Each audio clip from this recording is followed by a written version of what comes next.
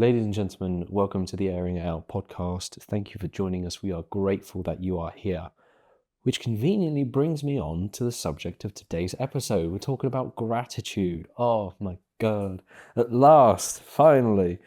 Now, Google defines gratitude as the quality of being thankful, readiness to show appreciation for and to return kindness.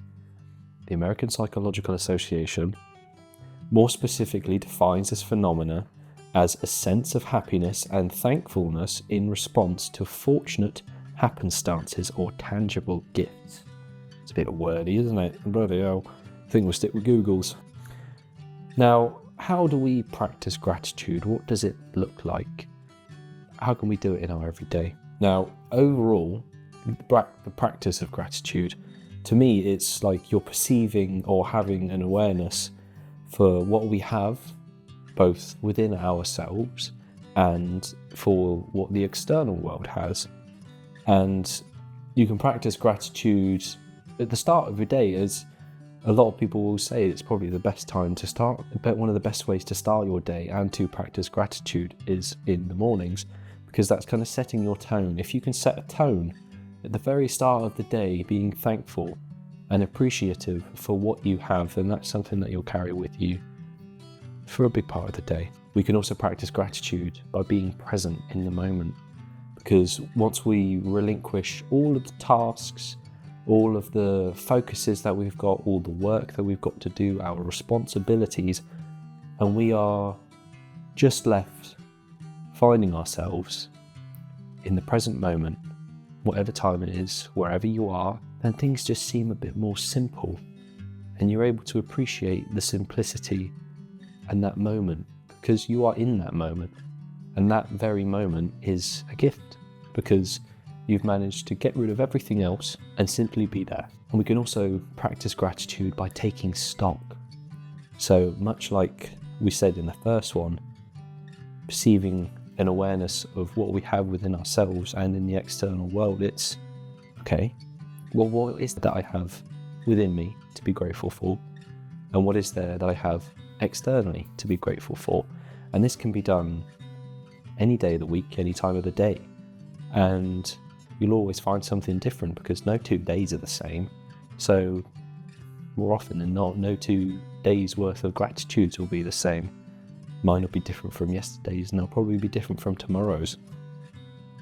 So we've had a look at how we can practice gratitude. But now let's see what other cultures and religions have to say about gratitude, starting with Stoicism.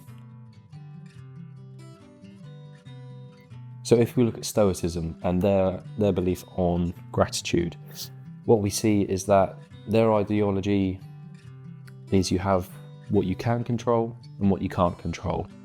And their understanding of gratitude becomes prevalent once you unburden yourself of everything that you cannot control, everything that is not within your realms of being able to do something about.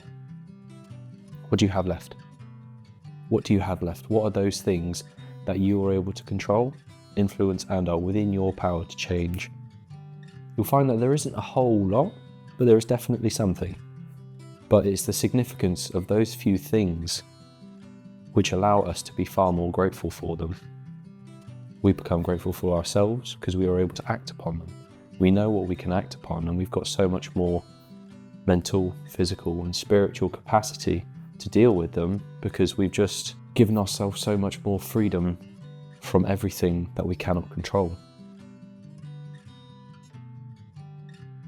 In Christianity, we see this quite often, whether it's acknowledging God's blessings for friends, for family, being sat down at the dinner table, but also in Philippians 4:6. Do not be anxious about anything, but in everything by prayer and supplication with thanksgiving, let your requests be made known to God. So don't worry, pray and God will hear you, and be thankful. In Judaism, they have the practice of the Moda Ani, which is a Hebrew blessing thanking God for life. in Buddhism, gratitude is very prevalent. They refer to gratitude as a way of life and not just a feeling of giving thanks. And it cultivates compassion, peace, and mindfulness. They start each day with gratitude chants for food, shelter, friendship, and teachings. They continuously count their blessings for what they have. They're grateful for nothing. Okay? What does that mean?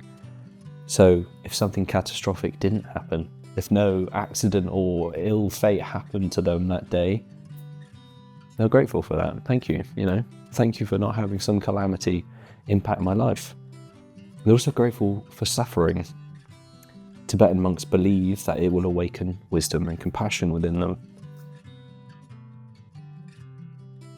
Now, I'm a big fan of Taoism, and some of the ways that the Taoists teach or practice gratitude is staying in harmony with nature. It's an emphasis on harmony within the Tao, which is their religion, or an underlying principle of the universe. They practice wu-wei and gratitude, which we've mentioned on the podcast before.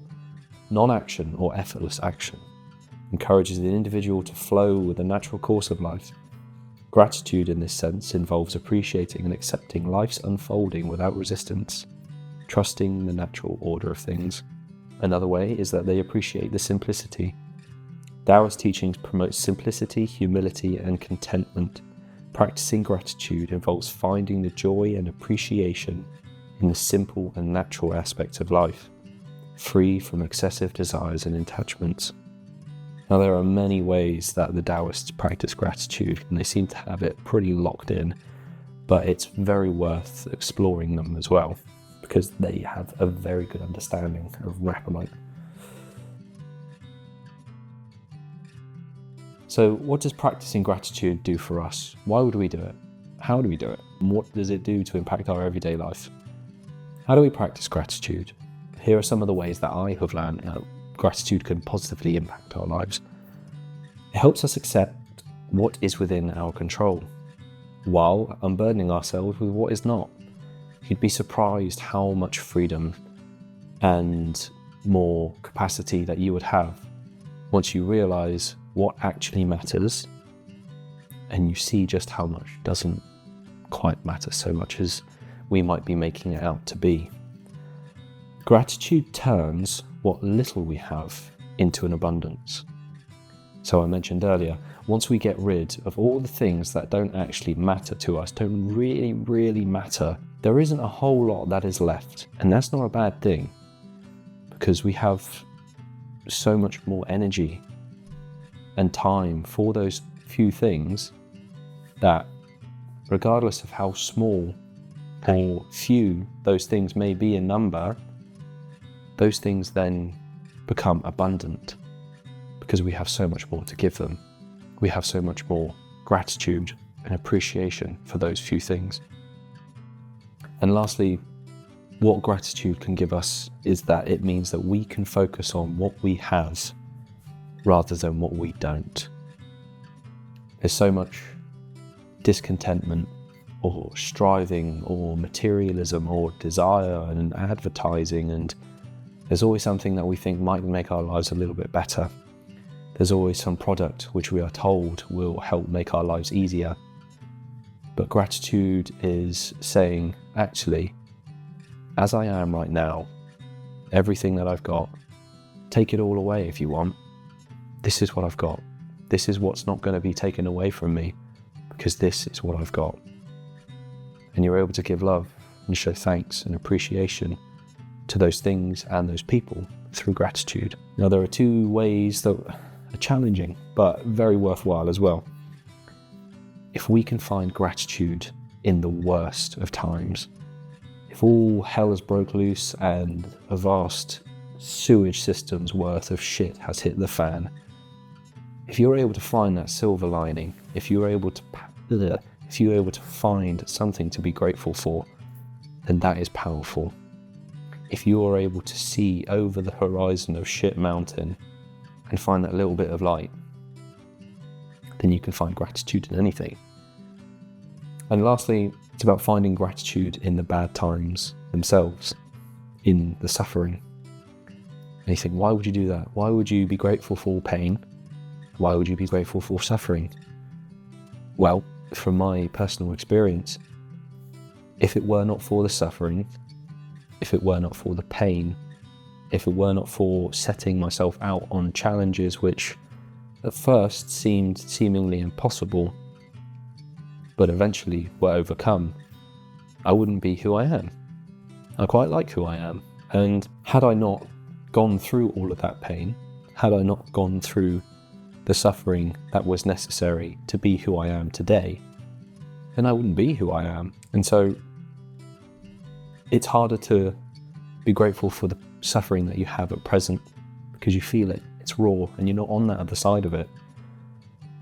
But perhaps start by looking back and look how adversity, challenge, struggle, suffering and pain, how enduring that, how overcoming that and beating it made you a better person, a better, stronger, more resilient person. Then perhaps there's an argument to be had for being grateful for that pain, because perhaps in some way that pain was a gift. And that was our episode on gratitude. We're at the end of a long day of filming. It's cold. I've stopped shivering now, fortunately, but I'm grateful that we've done it. This is going to help us out a lot. I'm grateful to be here, to be able to film in my own house, not my own house. I'm grateful for Ben's help. I'm grateful for the blood in my veins, the beat in my heart and the air in my lungs. I'm grateful for my health. I'm grateful that if you are hearing this, that means you are hearing this. And I'm grateful that you are here. Fuck it, funny way. I'm grateful that you're here listening to this. Thank you for sticking around. It genuinely does mean a lot, particularly if you're listening at the end of the episode. It's a commitment. Grateful for phase 2. Yeah. A lot to be thankful for. Please take care of yourself. What have you got to be thankful for? What's something about your day, or something that you're looking forward to, or something that's helped you become who you are today that you think, yeah, I'm grateful for that. Please tune in next time. We'll see you then. Lots of love. Bye-bye.